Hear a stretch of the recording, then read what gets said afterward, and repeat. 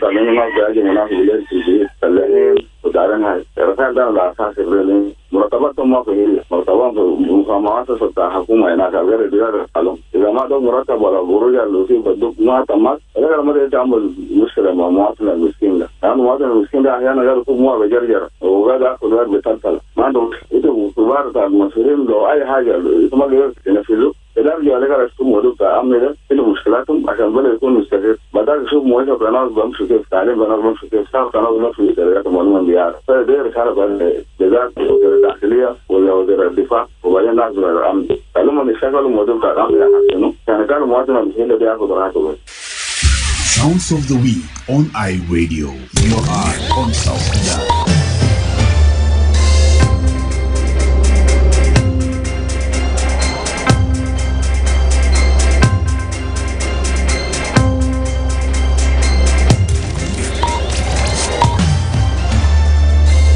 Live from Juba, on air and online. This is iRadio News. Hello, this is iRadio News. First, here are the headlines. The National Transitional Legislative Assembly has today officially reopened following more than 6 months of recess, ending a prolonged break that began on December 15, 2024. Two civil society activists are urging South Sudan's National Legislative Assembly to prioritize the passing of the 2025-2026 national budget, warning that the country continues to lag behind its East African neighbors in financial planning and service delivery. And a network of civil society organizations in Western Equatorial State has stated that the conflict in Chombra is politically motivated rather than tribal, urging political leaders to resolve the crisis through inclusive dialogue. This is stories and more coming to you in this news bulletin with me, Lasuba Memo, and now the news in detail. The National Legislative Assembly has today officially reopened following more than 6 months of recess, ending a prolonged break that began on December 15, 2024. Lawmakers were initially expected to return to the August House in the first week of April. However, the reopening had faced repeated delays despite several early announcements from the parliamentary leadership. Earlier this week, the legislature confirmed that the much-anticipated reopening would take place today, and invitations were extended to media houses to cover the event. The resumption of parliamentary business is expected to renew momentum on critical legislative priorities, including bills related to the peace implementation process, economic reforms, and public service oversight. Observers had said the reopening comes at a crucial time as the country prepares for the transitional roadmap milestone and anticipated national elections. Two civil society activists are urging South Sudan's National Legislative Assembly to prioritize the passing of the 2025-2026 national budget, warning that the country continues to lag behind its East African neighbors in financial planning and service delivery. Termanyang, the executive director of the Center for Peace and Advocacy, also said the budget must not be about figures. It must reflect real needs of the South Sudanese people, especially in sectors like agriculture. Speaking to iRadio this morning, Manyang criticized the ongoing delay in the resumption of parliamentary sessions.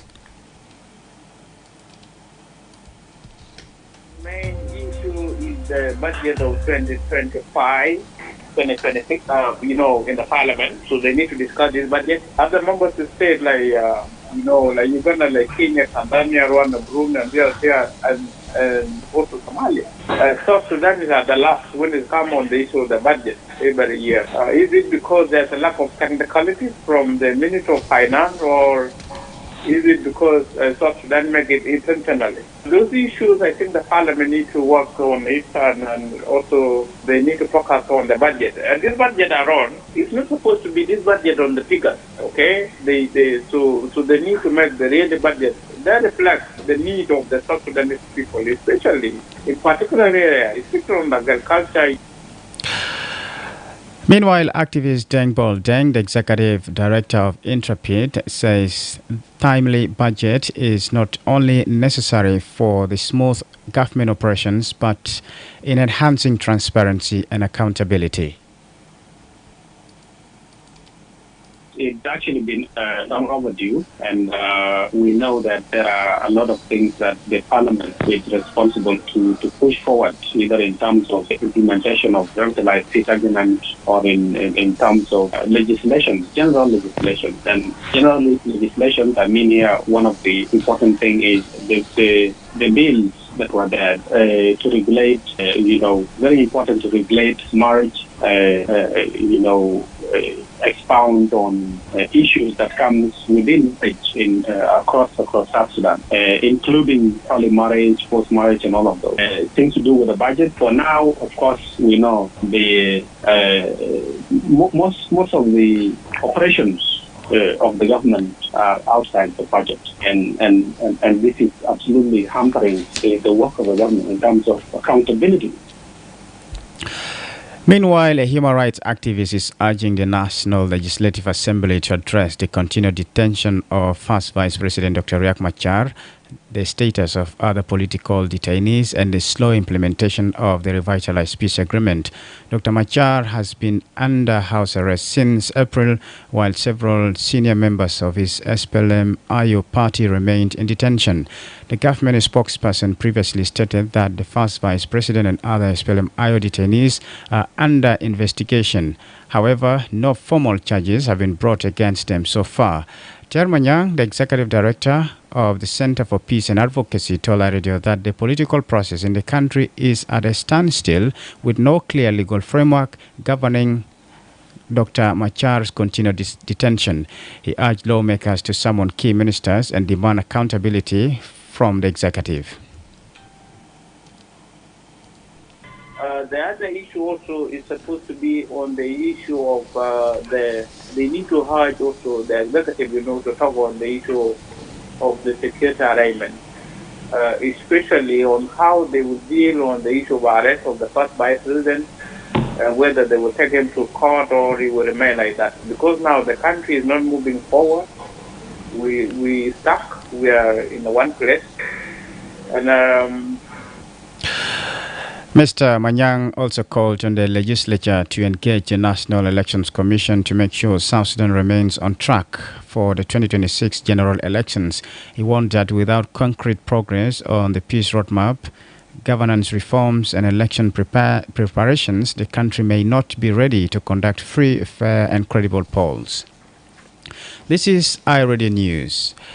A network of civil society organizations in Western Equatorial State has stated that the conflict in Tambra is politically motivated rather than tribal, urging political leaders to resolve the crisis through inclusive dialogue.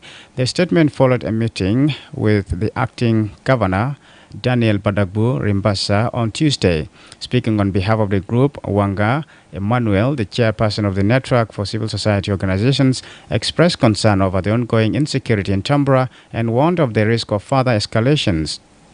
Mr. Emmanuel dismissed claims that the conflict is tribal, pointing instead to the use of heavy weaponry. He questioned how traditional authorities could access such arms, suggesting the involvement of political actors. Emmanuel called for genuine political commitment and inclusive dialogue to address the root causes. Meanwhile, the civil society network welcomed the acting governor's decision to relocate his office to Tambra and his efforts to implement reforms in the state revenue management. We also congratulate him for the move that he's taking to transfer his office to Tambra to make sure that Tambra gets the peace that it deserves, because Tambra crisis portrays the weakness of the government as a whole, and that we have moved to Tambra. What we have discovered in Tambra is Tambra crisis is not tribal. Tambra crisis is political. That's why you see that big guns are being used. Local chiefs cannot buy RPGs, PKMs, and so forth. That's why we have seen that Tambra crisis is a political one, and it can only be solved through a political process. Thank you very much. The group also commended the recent reopening of the Western Equatorial State Legislative Assembly, a move they had long advocated for to enhance democratic participation and strengthen legislative oversight. In his remarks, Acting Governor Rimbasa agreed that the conflict is political. He assured the civil society that his relocation to Tumbra was not to wage war but to seek solutions. He warned that without a peaceful and amicable solution, the conflict could further destabilize the region.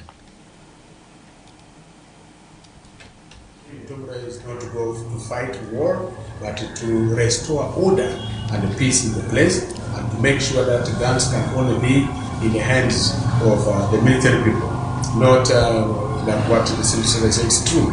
The issue in Tumbra is political. You cannot get big guns in the hand of civilians fighting people. It's the political, which just been sugar-coated to make this into be tribal. It's not tribal, it's political. And I know that if we leave it like that as government, problem is going to emerge from this Tumbra conflict, and it will actually affect the whole of South Sudan. So, and the time is now. Thank you.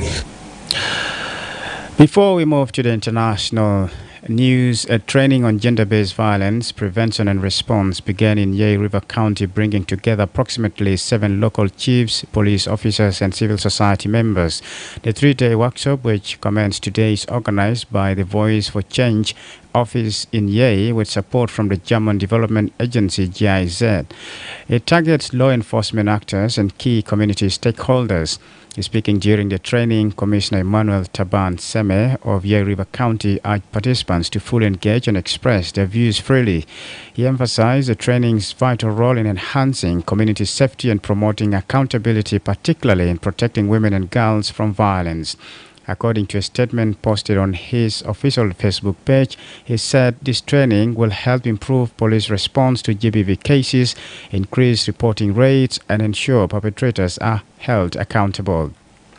Clement Yupe, project coordinator for VFC, said the law enforcement officers trained to handle GBV cases with sensitivity and understanding create a safer environment for survivors to report incidents.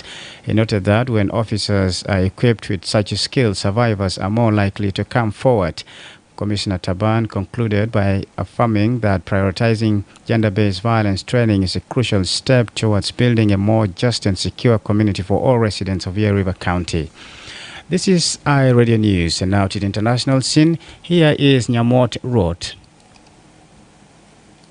Good afternoon. Let's have a look at the stories making headlines in the region and beyond. A blast has killed 3 Kenyan soldiers patrolling a road in the east of the country near the Somali border, the military said. The Al-Qaeda-linked Islamist group Al-Shabaab says on its website at least 2 Kenyan soldiers were killed and others wounded in a blast that targeted a convoy in a similar area on Tuesday, but it did not directly claim responsibility. The patrol hit an improvised explosive device on Tuesday morning on the road between Sankuri and Kiunga, a coastal town 12 kilometers from the Somali border, the army said. Elsewhere, South Korea has arrested a high school teacher and a student's father who allegedly broke into a school late at night to steal exam papers. Their attempt took place at 1:20 local time on July 4th at a school in Andong, a city southeast of Seoul, but was foiled when the school's security alarm went off. The teacher is facing charges for accepting bribes and trespassing, while the father has been accused of trespassing. Finally, the Trump administration says it has launched an investigation into Brazil's unfair trading practices. It will include the Brazilian government's policies related to digital trade and electronic payment services, unfair preferential tariffs, anti-corruption interference, a statement from the U.S. trade representative said. The investigation seeks to determine whether they are unreasonable or discriminatory and burden or restrict U.S. commerce. That's all from the stories in Africa and beyond. And now back to you, my colleague in the studio. Thank you, Nyamot Road. This is iRadio Afternoon News. And now to the world of sports. Here is Darlington Moses. Thank you, sir.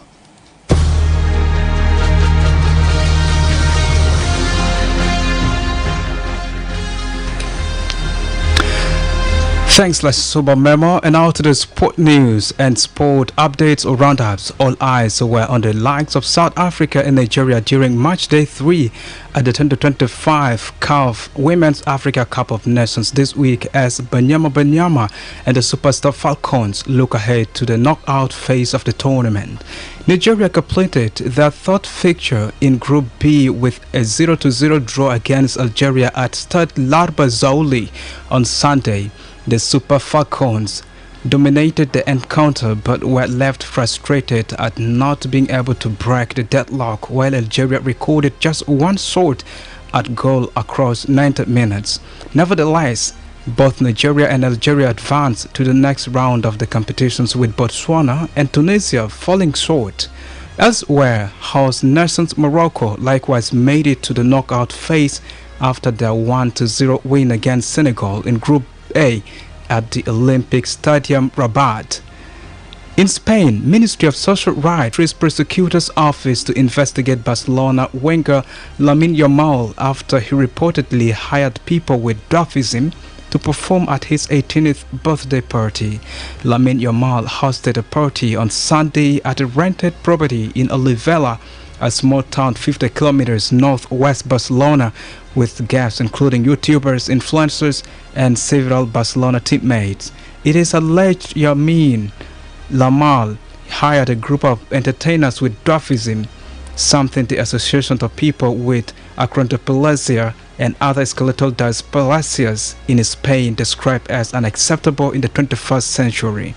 In tennis, British tennis player Tara Moore has been banned for 4 years for a doping offense despite being cleared by an independent tribunal 18 months ago. An appeal by the International Tennis Integrity Agency (ITIA) has been upheld by the Code of Arbitrations for Sport. The 4-year ban starts immediately but will be reduced by the 19 months Moore was provisionally suspended when the case first came to light. The 32 years old was British top-ranked women's doubles player when she was provisionally banned in May 2022, having tested positive for nandrolone and boldenone at a tournament in the Colombian capital Bogota the previous month. This is all about the roundups in sport. iRadio News.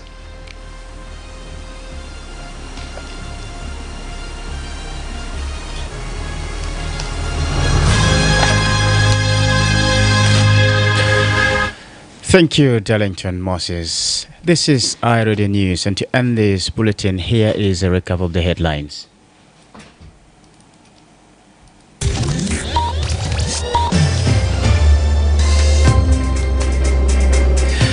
The National Transitional Legislative Assembly has today officially reopened following more than 6 months of recess, ending a prolonged break that began on December 15, 2024.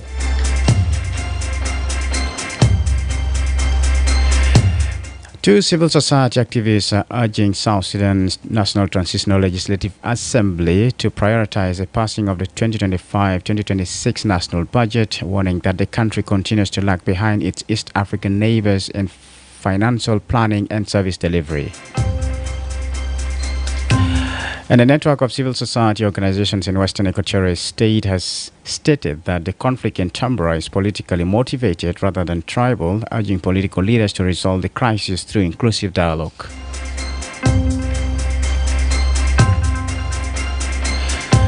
That's the end of iRadio Morning Afternoon News. If there is a story or news you'd like us to cover, please text us at +211 925 287 870. It's also our WhatsApp number. Follow us on X at iRadio Juba, like our Facebook page iRadio, subscribe to our YouTube channel at iRadio South Sudan. You can also visit our website and listen to us online at www.iradio.org. Stay tuned for the news in Arabic at 1:30. I am Lasuba Memo. Thanks for listening.